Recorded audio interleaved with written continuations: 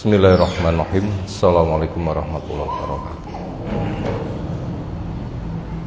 Alhamdulillahirabbil alamin. Walladzi arsala rasulahu bil huda wa dinil haqq liyudhhirahu 'ala dini kullih.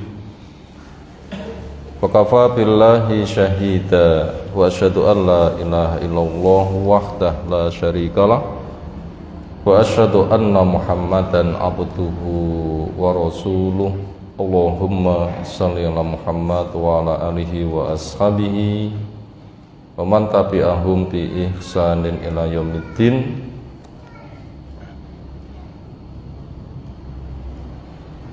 Ya ayyuhan nas ittaqu rabbakum alladzi khalaqakum min nafsin wahidah wa khalaqa minha zawjaha wa bassa minhuma rijalan katsiran wa nisaa'a wattaqullaha alladzi tasaaluna bihi wal arham innallaha kana 'alaikum raqiba wa ba'd fa inna asdaqal hadisi kitabullah wa khairal hadyi hadyi Muhammadin sallallahu alaihi wasallam syarrul umuri muhdatsatuha fa inna kulla muhdatsatin bid'ah wa kulla bid'atin dhalalah wa kulla dhalalatin finnar.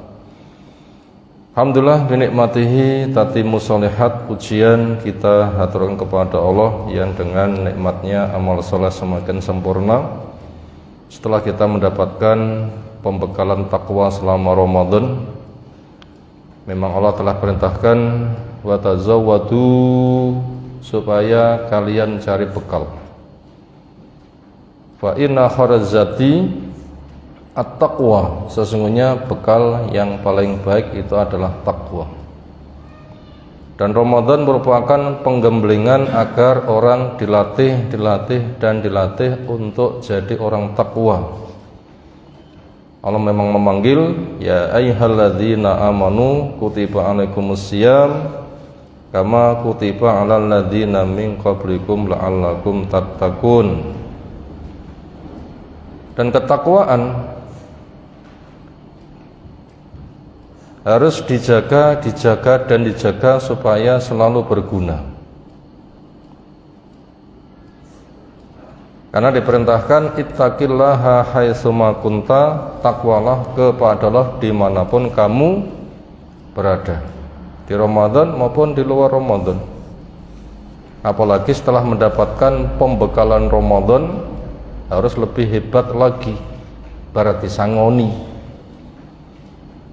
Di balik itu kita butuh tahu bahwasanya sebuah keberhasilan akan betul-betul dinyatakan berhasil itu ketika pada ujian terakhir. Kapan ujian terakhir digelar? Proses nyawa dicabut. Makanya kita diperintahkan wa'bud rabbaka hatta ya'tiyakal yakin, supaya kamu beribadah kepada Allah, jaga takwa terus sampai kapan? Mati. Karena juga pesan Nabi SAW, innamal a'malu bi khawatimiha, sesungguhnya nilai amal itu pada ujung akhir. Makanya kita selalu persiapan supaya ucapan terakhir kita nanti kalimat thayyibah, itulah kalimat tauhid la ilaha illallah, yang pesan Allah Ta'ala, mangkana akhiru kalamihi la ilaha illallah dakhala al-jannah. Siapa kalimat terakhirnya begitu sudah berucap lalu nafas terhembus meninggal, dia bisa berucap la ilaha illallah dakhala al-jannah, itu masuk surga. Itulah hakikat kesuksesan, yang dari situ merupakan kabar gembira untuk mendapatkan apa yang Allah Ta'ala jelaskan, faman zuhziha 'anil nar wa udkhilal jannah faqad faz. Siapa yang dijaga dari api neraka, dia dimasukkan ke dalam surga, sungguh beruntung. Itu asli orang yang sukses, aman neraka, masuk ke dalam surga. Sementara Ramadan yang kita jalani, kita belum mendapatkan pemberitahuan itu, tapi itu persiapan terus. Makanya ungkapan yang beredar di masyarakat minal aidin wal faizin itu bukan mohon maaf lahir batin, bukan. Biasanya dikesankan begitu, minal aidin wal faizin, mohon maaf lahir batin gitu nggih. Kalah total, enggak ada urusan. Yang ada itu adalah doa, minal aidin, semoga termasuk orang yang kembali kepada Allah dengan taat. Memang kita diperintahkan wa anibu ila rabbikum wa aslimulah, kembalilah kamu kepada Allah dengan taat dan berserah diri, menerima keesaan Allah dengan taat dan terjaga dari syirik. Itu minal aidin itu perintah untuk kembali kepada Allah, bentuknya itu. Apabila itu terwujud, minal faizin, semoga termasuk orang yang beruntung. Karena orang yang beruntung orang yang mati membawa ketauhidan. As'atunas bisyafaati yaumal qiyamah man qala la ilaha illallah khalisan min qalbih, orang yang paling beruntung dengan syafaatku nanti dari kiamat. Nabi SAW mengadu akan menyebut nama A, B, C, orang disebut namanya itu akan beruntung, silahkan kamu masuk surga. Siapa? Orang yang berucap la ilaha illallah, yang tulus dari hatinya bahwa Allah satu-satunya yang diibadai dengan hak, dibuang sesembahan batil, tunduk dengan ilmunya, tidak dengan ngarang-ngarang, dan dijaga dari pengerusaknya, makanya dengan istiqomah. Ayo ikhwah, semoga saja apa yang telah kita kerjakan dari puasa kita, sholat malam kita, sedekah kita, tilawah kita, tobat istighfar kita, sholat sunnah, puasa sunnah, dan semua yang kita kerjakan diterima oleh Allah Subhanahu wa taala, dan kita istiqomah yang kelak kita akan berkumpul di surga Allah Subhanahu wa taala. Allahumma amin. Berikutnya kitab Masail Jahiliyah tulisan Syekh Muhammad bin Abdul Wahab, semoga Allah merahmatinya. Kita masuk di halaman yang ke-212 pada poin yang ke-58. Insyaallah akan kita lanjutkan materi pembahasannya. Kalau masa jahiliyah sekarang sudah tidak ada, karena masa jahiliyah adalah masa di mana kitab tidak ada. Nabi yang diutus berikutnya belum datang, sehingga orang banyak kembali kepada pemikirannya. Masa itu sudah habis. Sekarang adalah masa Islamiyah, karena Al-Quran terjaga, sunnah terjaga, dakwah terjaga, profil percontohan kehidupan generasi pertama selalu disampaikannya. Hilang masa jahiliyah, tapi kalau perilaku jahiliyah selalu ada. Kenapa? Ya memang sahabat Nabi saja dikatakan innaka mru'un fika jahiliyah, kamu seseorang pada pribadimu ada sifat jahiliyah, yaitu sifat menyalahi dalil. Apa poin yang ke-58 dari masalah jahiliyah?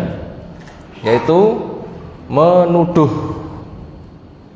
kepada orang-orang beriman sebagai orang-orang yang berbuat kerusakan di permukaan bumi. Orang beriman itu membuahkan aman. Iman dan ilmu itu tidak bisa dipisah.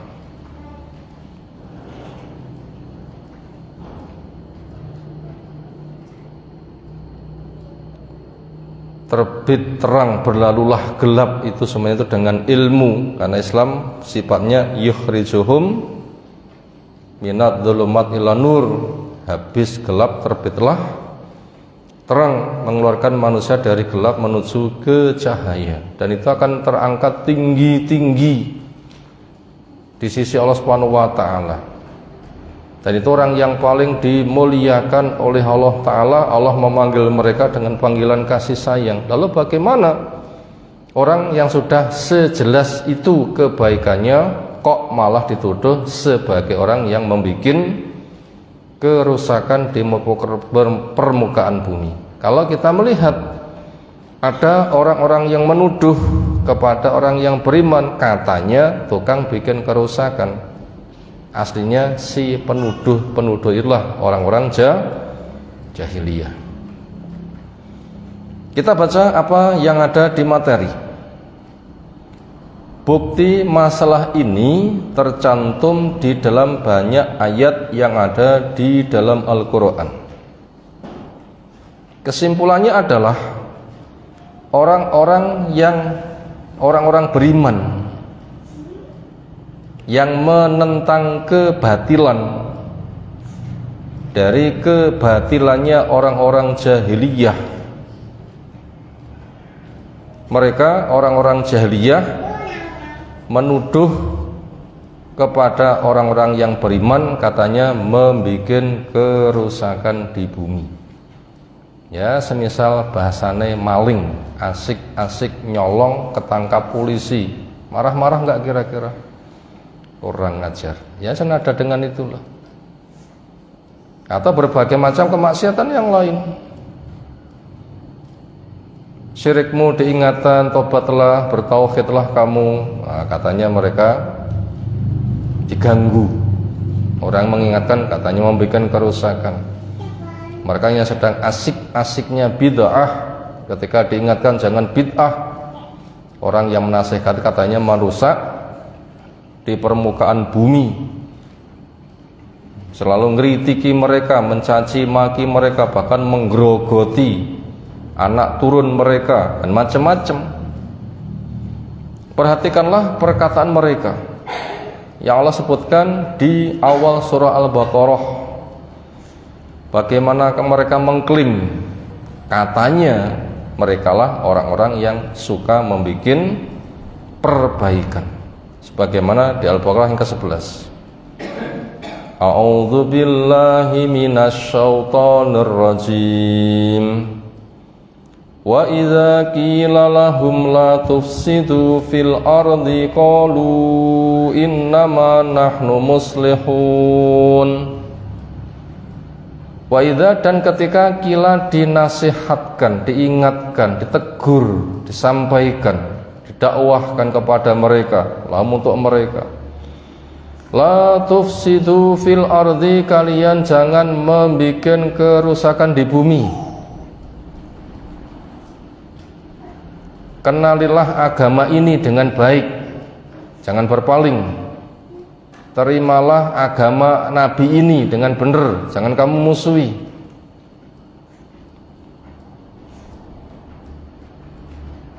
Sadarilah kamu dulu lahir dalam keadaan fitrah.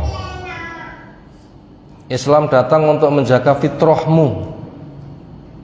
Keberadaan ayat ini, Nabi ini, Islam ini, apabila kalian mau merenung itu tidak ada salahnya. Sampai Abu Jahal nggak ada kesempatan untuk menemukan celah kalau Islam itu salah, karena mereka telah tahu bagaimana profil Nabi Sallallahu Alaihi Wasallam. Mereka mahir bahasa Arab. Ketika mereka dihadapkan pada Al-Quran, mereka termangu-mangu. Kalau ini kalau bukan wahyu nggak mungkin. Dan berbagai macam mukjizat itu telah ada, mereka tahu persis, mereka nggak bisa menolak. Itu kisah yang sudah sering kita sampaikan. Ketika Nabi Islam di Mekah, sholat malam itu bacaannya dikeraskan sehingga bisa didengar dari luar rumah. Abu Jahal nguping, orang kedua yang lain nguping, orang ketiga yang lain nguping, tapi sembunyi-sembunyi mereka nggak janjian. Waktunya telah selesai, lalu mereka pulang tanpa disengaja. Mereka ketemu di jalan, akhirnya mereka saling tanya, dari mana ini? Mereka mengatakan rahasia. Tidak boleh ada rahasia, kita harus membongkar di antara kita. Ya, pokoknya kalau bisa menjaga. Iya, dari mendengarkan apa yang dibaca Nabi. Gimana? Ya, kalau bukan wahyu gak mungkin. Ini menunjukkan pengakuan mereka, tahu persis.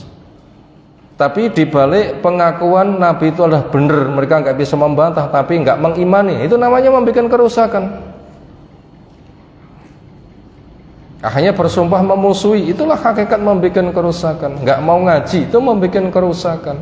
Nggak mau bertauhid itu membuat kerusakan. Nggak mau sunnah itu membuat kerusakan. Menuhankan akal-akalannya itu kerusakan. Mempertahankan syirik itu kerusakan. Mempertahankan bid'ah itu kerusakan. Dan hakikat kerusakan itu yaitu, karena bila tidak tobat sampai mati itu nanti akan menyeret ke neraka. Dan lebih bahaya ketika kaum muslimin sudah ada di Madinah, mereka tidak bisa melawan lalu berpura-pura masuk Islam tetapi memandam kekafiran. Ini lebih bahaya lagi, mereka membuat kerusakan. Ini yang dimaksud ketika dikatakan kepada mereka, kalian jangan membuat kerusakan di bumi. Kalau apa jawab mereka? Innama nahnu muslihun, sesungguhnya kami orang yang membuat perbaikan. Justru kamulah yang membuat kerusakan. Sebelum kamu datang kami damai, setelah kamu datang akhirnya kami geger. Keluarga kami banyak yang hilang, akhirnya kami tidak tentram lagi. Mereka malah menuduh balik. Akhirnya Allah menandaskan dari mereka yang diingatkan malah membantah, karena sudah kadung kecanduan dengan kemaksiatannya. Dan yang paling kuat itu karena mereka lebih fanatik kepada tradisi nenek moyang dan khawatir apa yang telah mereka duduki nanti akan terampas. Karena mereka khawatir Nabi kita itu akan merampas. Sejak dari Fir'aun juga sama, Nabi Musa dikatakan hendak menguasai, katanya subversi, mengadakan pemberontakan. Akhirnya mereka yang kayak begitu, itulah hakikatnya orang yang membuat kerusakan. Allah firmankan, ala innahum humul mufsiduna walakin la yash'urun. Allah ketahuilah, innahum sungguhnya mereka yang mempertahankan dengan tidak punya ilmu, tidak bertauhid, tidak sunnah, tidak menerima hukum Allah. Mereka menata kehidupannya semata dengan akal dan hawa nafsu. Itulah hakikatnya hum, mereka al-mufsidun, orang-orang yang membuat kerusakan. Walakin, akan tetapi, la yasurun, mereka enggak sadar. Kenapa kok enggak sadar? Kadang dikuasai hasad. Kenapa yang jadi nabi kok dari Bani Hashim, tidak dari Bani Adi Samsin? Kenapa yang jadi nabi itu kok dari Bani Ismail, tidak dari Bani Israil? Sementara hasad, tidak suka orang lain dapat kebaikan, itu bisa merusak kebaikan, bagaikan api bisa meluluh lantakkan kayu bakar. Itu yang jadi masalah. Itu yang jadi masalah, dan itu sudah meresap, mendarah mendaging, tapi mereka nggak sadar. Seperti inilah orang-orang yang mengikuti mereka itu dari orang-orang yang menghalalkan kesesatan mereka dan telah mapan dengan bid'ah mereka yang meresap di dalam hati mereka. Sampai ada sebuah ungkapan, waman yakudha famin murin maridin yajid muran bi alma azzulala. Waman, dan barang siapa yang yaku ada dia za famin murin, punya mulut yang pahit. Nah, pernah nggak mulut kita pahit? Nopo? Marid wayah gerah pahit nggih. Banyu pahit nggih. Ada itu tawar, katanya pahit. Itu namanya mulut yang sedang sakit. Siapa yang kondisinya kayak begitu, yajid, dia akan jumpai murron, rasa pahit, bihi, pada diri dia, alma, air, azulala, yang itu ternyata lezat.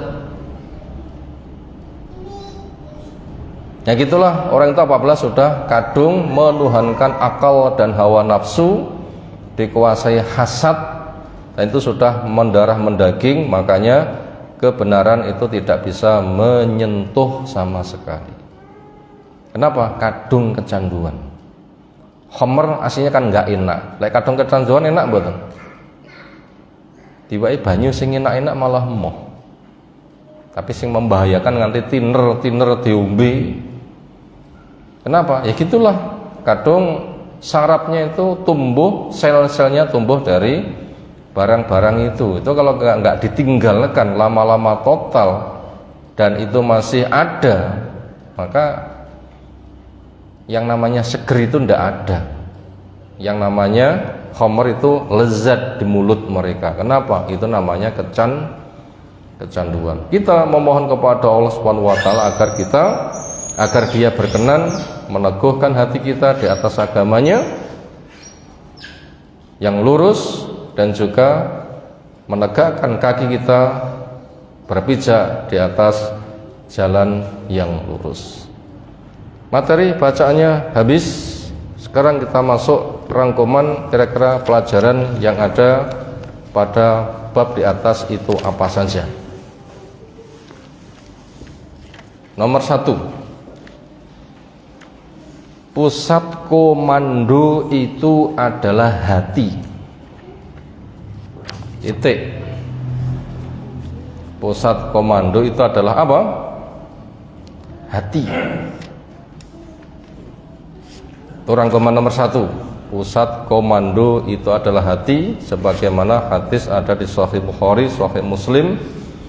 Ala inna fil jasadi mudghah, idza saluhat saluhal jasadu kulluh, wa idza fasadat fasadat jasadu kulluh, ala wahya al-qalbu. Ketahuilah pada badan manusia ada segumpal darah. Bila segumpal darah itu baik, maka baik semuanya, tapi bila segumpal darah itu buruk, maka juga akan buruk semuanya. Ini dasar pemikiran yang harus kita tancapkan pada diri kita, bahwasanya pusat komando itu berada di hati.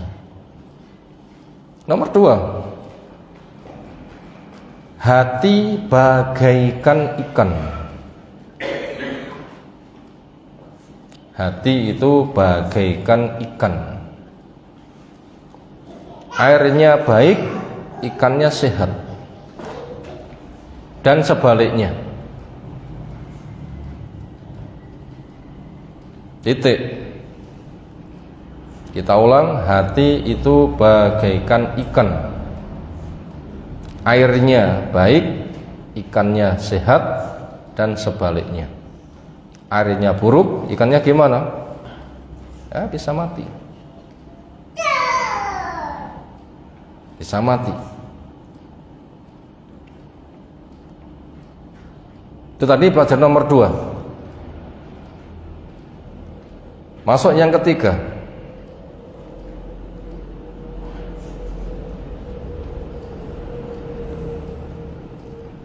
Persediaan air yang Allah berikan itu adalah baik. Persediaan air yang Allah siapkan itu adalah baik, yaitu bagaikan hujan.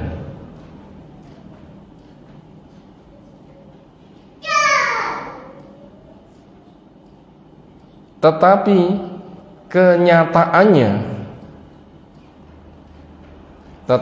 kenyataannya sesuai dengan sifat tanah. Tetapi kenyataannya sesuai dengan sifat tanah. Kita ulang. Persediaan air yang Allah siapkan itu baik, yaitu hujan. Kenyataannya sesuai dengan sifat tanah. Sebagaimana kita bisa membaca di Sahih Bukhari Muslim, yang ringkasnya dari pesan Nabi SAW, permisalan saya diutus membawa ilmu dan petunjuk bagaikan permisalan hujan yang mengguyur seluruh permukaan bumi. Pantasnya subur enggak? Pantasnya subur. Tapi kenyataannya ada yang subur, ada yang tidak subur. Kenapa? Karena kembali kepada sifat tanah, sifat pertama. Tanah itu subur, bisa meresap air. Akhirnya tumbuh berbagai macam biji. Ada sisa bisa dialirkan, maka akhirnya subur. Ini sifat tanah yang pertama.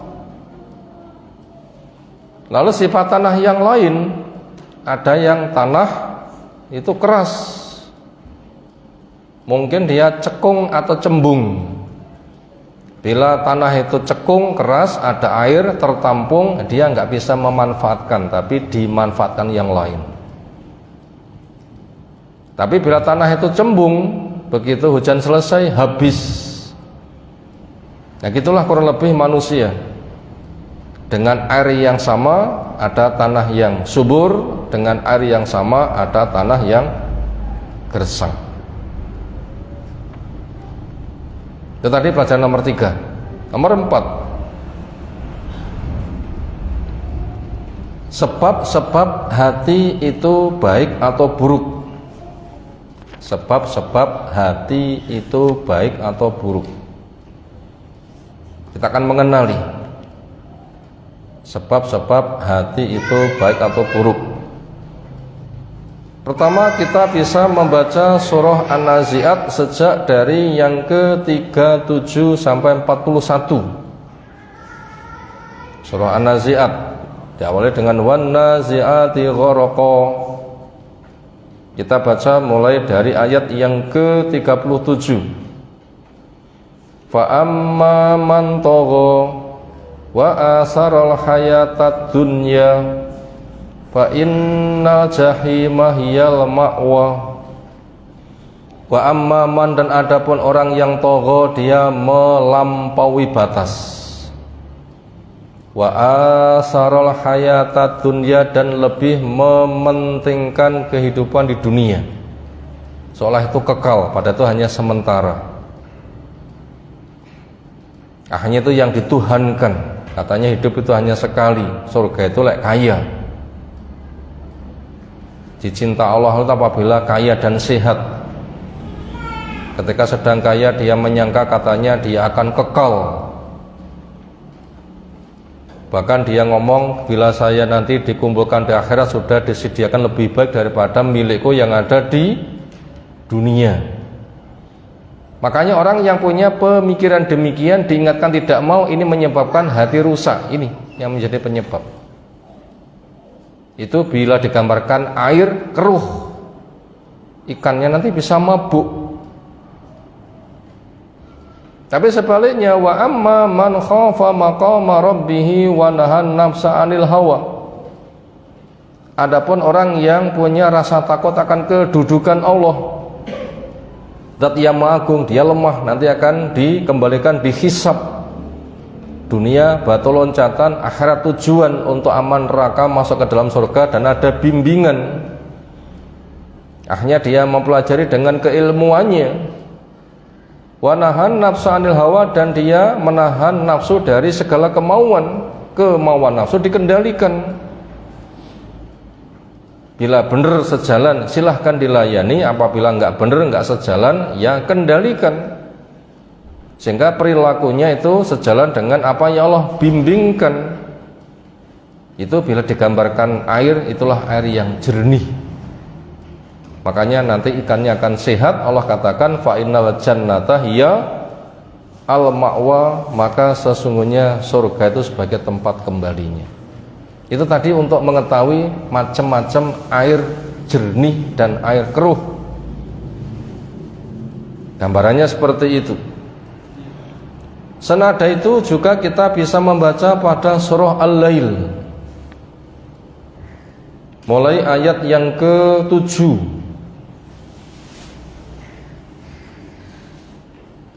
Yang kelima ya, mulai dari ayat yang kelima. Fa amma man a'ta wattaqa wa saddaqa bil husna fasanuyassiru lil yusra. Wa amman, maka adapun orang yang a'ta, mau memberikan ketaatannya, loyalitasnya, kesetiaannya, keikhlasannya, ketundukannya, wattaqwa, dan itu menjaga diri jangan sampai terkena murka dan siksa Allah, wasaddaqa bil husna, membenarkan kepada al husna, puncaknya itu surga al husna itu, dan pengantar yang menuju ke sana dari ilmu nabinya, dakwahnya, ketaatannya, dari ketauhidannya, sholatnya, akhlak baiknya, itu dibenarkan, diamalkan, ya perjuangkan. Fasanu yasirul yusra, maka kami mudahkan dia untuk mendapatkan kemudahan. Punya ilmu, beramal, mengenal Allah, kangen, tunduk, hatinya tentram, puas dengan taat, berharap kepada Allah, berdoa untuk dijauhkan dari murkanya. Ini termasuk orang yang dapat hidayah. Itulah ikan yang sehat, air yang baik. Tapi sebaliknya, wa amma man bakhila wastaghna, adapun orang yang bakhil, lebih mengedepankan egoisnya, akalnya, menolak kepada ketetapan hukum Allah Ta'ala, cari ilmu gak mau, memahami gak mau, apalagi mengamalkan, mendakwahkan, mendanai,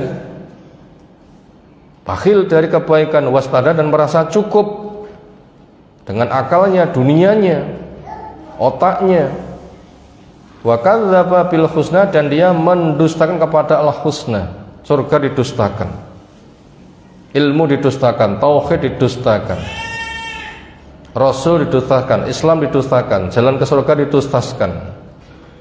Fasanu yasilu usra, maka kami mudahkan dia untuk mendapatkan kesulitan. Itu tadi tentang gambaran air yang buruk menyebabkan ikannya pun juga akan mabuk, lama-lama juga akan mati. Tadi poin yang keempat, kita mengenal sebab hati itu baik atau hati itu buruk pada surah Al-Lail 7-10 dan pada surah An-Nazi'at ayat yang ke-37 sampai 39. Berikutnya masuk pada yang kelima, sifat hati yang baik. Sifat hati yang baik selalu berhias ilman, selalu berbekal ilmu.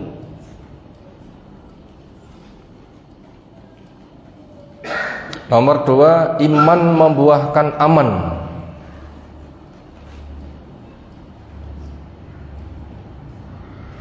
Nomor 2, iman membuahkan aman.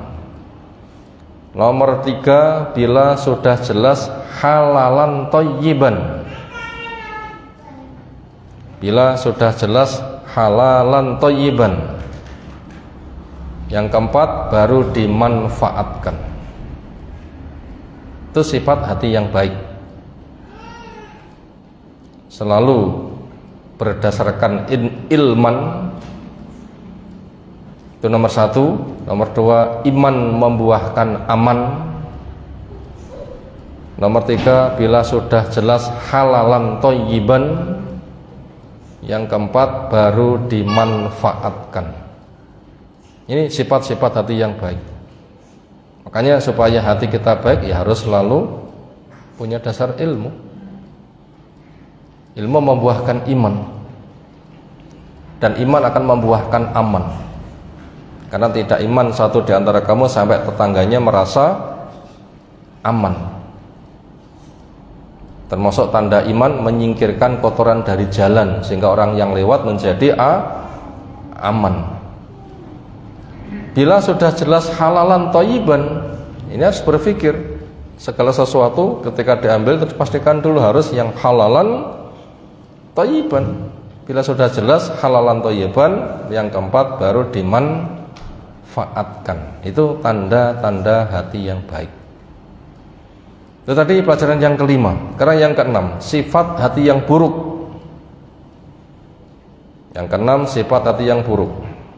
1, dipenuhi egoisan.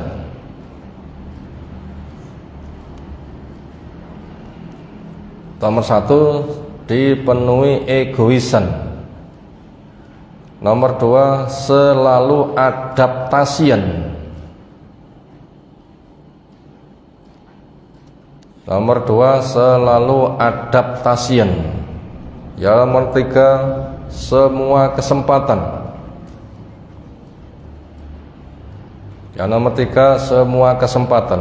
Nomor 4, selalu dimanfaatkan. Yang nomor 5, walaupun itu bersifat setan. Ini tanda-tanda hati yang buruk.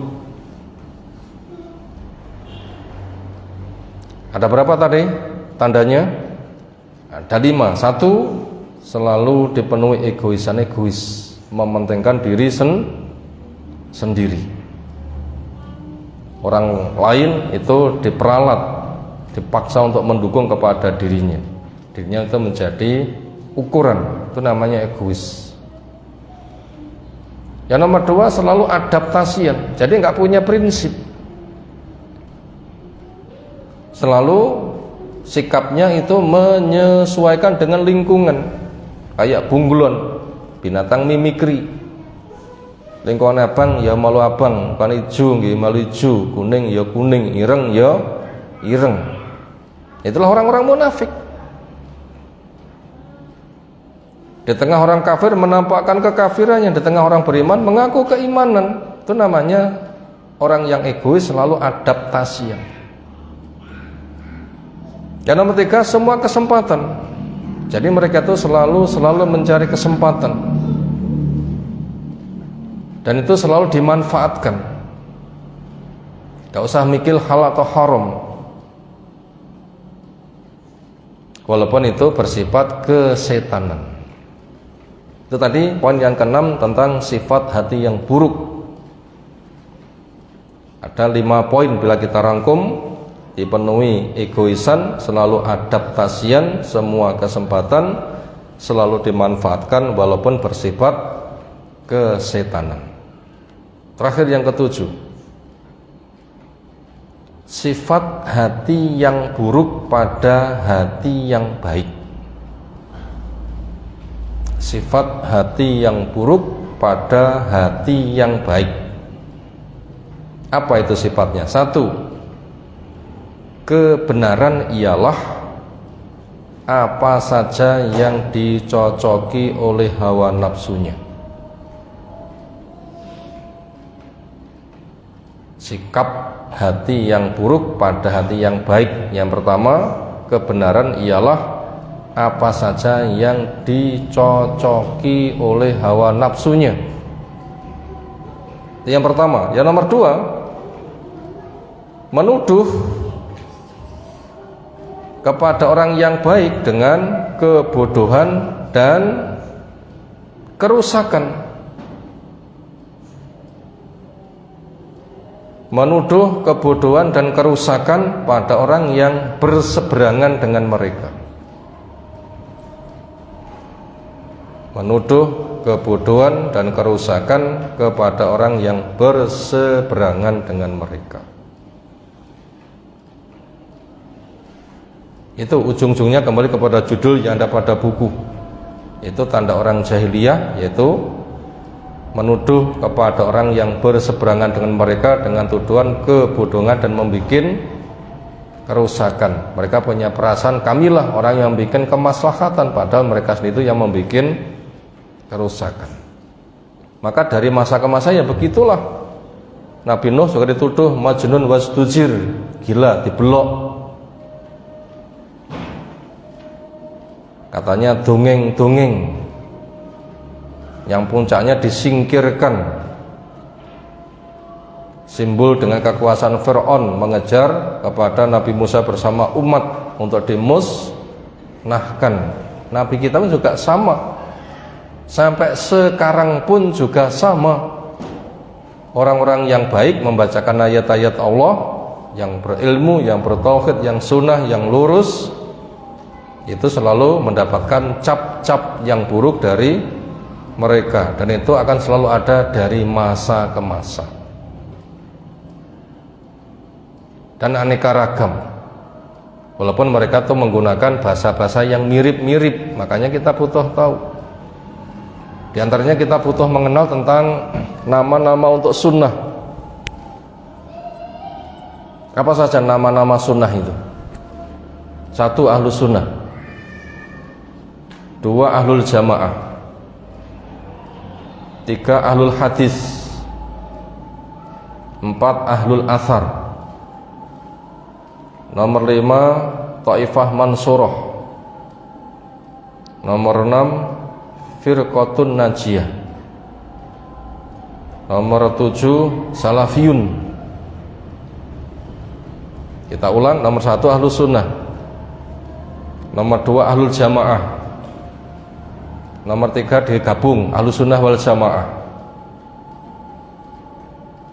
nomor 4 ahlul athar, nomor 5 ahlul hadis, nomor 6 Taifah Mansurah, nomor 7 Firqatun Najiyah, nomor 8 As-Salafiyun, napak jelas generasi salafus saleh. Itu nama-nama sunnah, supaya nama-nama itu kita kenali.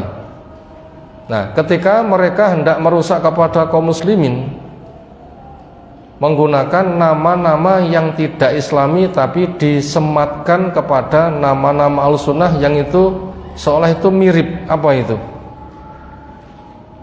Menggunakan kata salafi juga, tapi digandeng, entah salafi wahabi, salafi jihadi, salafi haroki.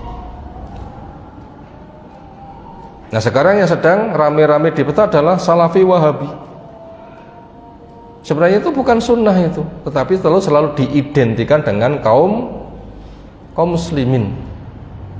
Apa itu salafi wahabi?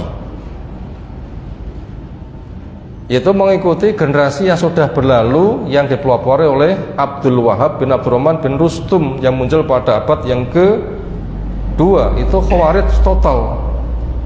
Ketika di Persia sana tidak ada bedanya dengan orang-orang Syiah dan orang-orang Majusi, hanya beda nama saja, tapi prakteknya adalah sama. Makanya kita jangan menggunakan bahasa-bahasa di atas, karena bahasa-bahasa itu adalah nama-nama yang mirip, yang itu disematkan kepada Ahlussunnah untuk menjatuhkan. Jadi ujung-ujungnya adalah diantara perilaku jahiliyah menuduh kepada orang beriman sebagai tuduhan membuat kerusakan dengan aneka ragam kata-kata yang mereka produk lalu mereka sebarkan. Demikian yang kita kaji malam hari ini. Insyaallah judul berikutnya kita kaji menyusul. Semoga apa yang telah terkaji Allah berikan ilmu bermanfaat untuk kita semuanya. Subhanakallahumma bihamdika asyhadu an la ilaha illa anta astaghfiruka wa atubu ilaik. Assalamualaikum warahmatullahi wabarakatuh.